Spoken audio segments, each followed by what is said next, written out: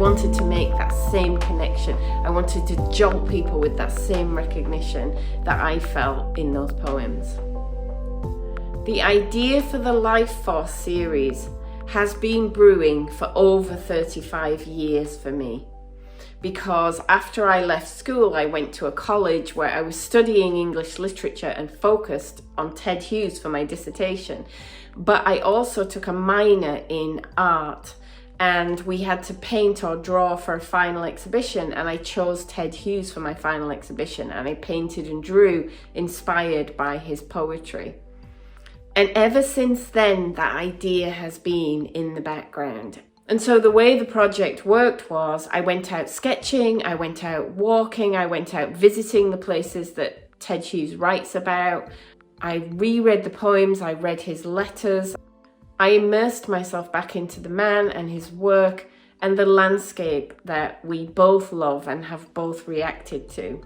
And that is the wild landscape of the Yorkshire Moors, specifically the Yorkshire Moors around Heptonstall and Hebden Bridge where he lived, and in the Pennine Hills where I am. So I'm one valley across from where he lived in the Aire Valley, but it shares the same topography, it shares the same feeling. That's the landscape that has always inspired my painting, as it inspired so many of his poems. The appeal of the Hughes poetry for me was this crackling sense of energy and power, access to this all of the time while we're living our average lives, doing our average things, that this incredible beauty and freedom and rawness and power is always running through everything. And I think that this project is proof, to go back to what I said about in school, realizing the power of art to change somebody. This project is proof of the power of art. It's lasted my whole life, the impact of those poems, and it's now made me want to create something that I can share that power with other people. And I hope that someone feels the same sense of creative awakening when they see these paintings or read this book that I felt when I read Ted Hughes' poetry all that time ago.